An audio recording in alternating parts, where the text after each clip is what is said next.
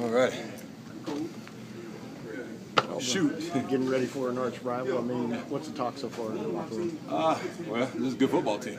That's what the talk is. I mean, they're on a roll right now, going 3-1 in the last 4 games. Doesn't matter how they started out. So it's and obviously it's the rivalry. We've had some tough games down there. They've got the best of us.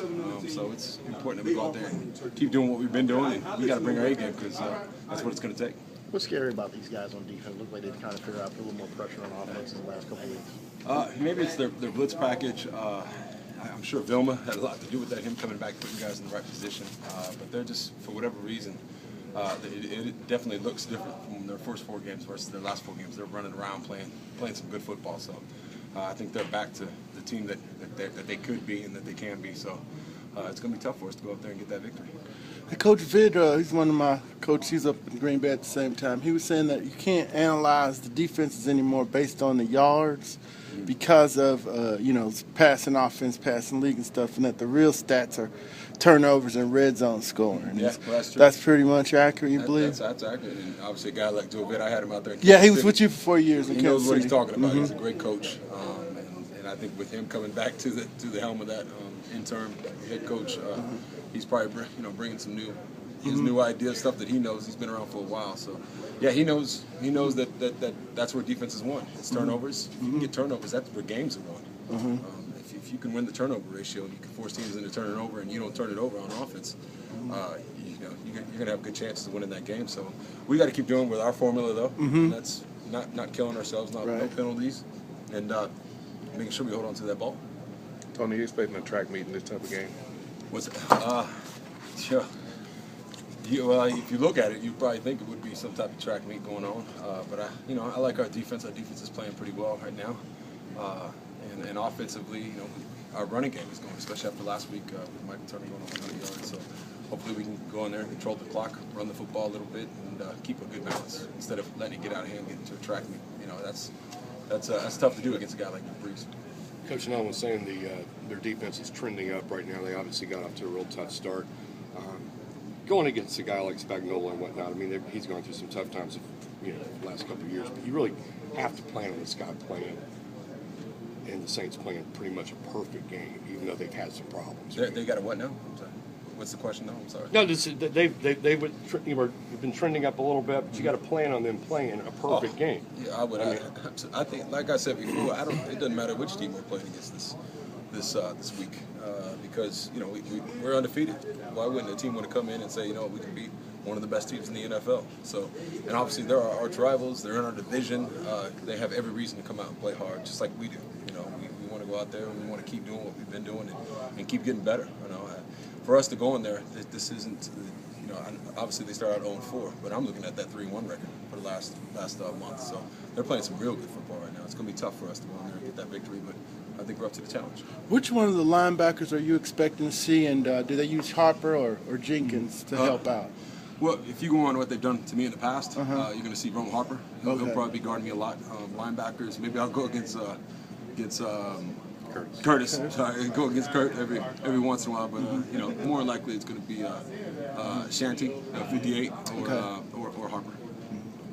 Maybe Jenkins a little bit too. A little bit. Yeah, we'll see. Whatever it is, I mean, every time we go into a game, what I expect sometimes is always different, and that's what this defense does. They kind of give you different looks week in and week out, and you never know what they're going to do against a team I saw them play. I think it was Tampa. I can't remember exactly, but they were out there jamming the tight end almost every single time off the line of scrimmage. So you never know what you're going to get, and we just got to be prepared for everything. But you pretty much know now in 2012 it's going to be a clean game, not a dirty game. Well, I hope it's a clean game. Yeah. That's what you want. That's what we try to do around here. Any residual effects of, I know you guys are professionals and so forth, but the last game they kept Drew in late to get the record. Y'all just, how do y'all accept that or take that? And I don't care. That was last year, and you understand why they did it. I don't necessarily take it as a slap in the face. They're going for a milestone record, whatever. So on Monday Night Football, you see why they did it. At the same time, that's last year. Nobody cares. It's a new year, and we're a new team. They're a new team, and we got to go in there and hopefully win the game. When I was saying clean game, I wasn't referring to penalties and turnovers on your offensive end. I was talking about them playing fair, playing clean, fair football, not dirty football. Well, I've always had my. They're the way they've been coached. They get after it. And they strive on turnovers. The way they tackle, they're doing whatever means necessary to get you down. Whether that means saw tackling and all that stuff. Obviously, I'm not a big fan of that. I think it should be illegal, especially when the offensive player is not even looking. It's something that the rules board needs to look at, because it's just like hitting a defensive player when you hit them down low. But that's their style, so we got to be ready for it and make sure that we take care of ourselves. And if you expect it, then forewarned is forearmed. So we'll go out there and be ready to play. Tony, what's the environment like in New Orleans, coming from a player's point of view? It's outrageous. It's great, especially when they're rolling, which I think obviously their fans are going to be ready to roll. For us coming in there and the rivalry and all that good stuff, the way they've been playing the last month, so it's going to be crazy. It's loud. It is loud, and they get it going. They care deeply about the football team, which they should, because they've done some good things around there the past 3-4 years. So I expect everything just to be chaos, and we got to be ready for it. I wanted to ask you about the trending of scoring going up. I think I saw a note, you got a question from a guy in New York to ask you. This may be the season that the league breaks its all-time scoring record. It's been going up, and I think like 8 guys had 3,000 or 4,000 yards last year. Why do you think that? I mean, obviously there's rules changes and whatnot, but it's the rules. Well, it's part of it. One thing, the rules, you definitely got to look into that. Defensive players are not allowed to do what they were doing before, which is good. It's making the players safe. I think it's giving us a fair advantage where, you get a 5-yard chuck and that's it. You can't hold me all the way down the field. That shouldn't be allowed. But then also, too, I think when you look at the lower ranks of football, at least what I've seen, I have an 11-year-old son, and he's already doing passing camps.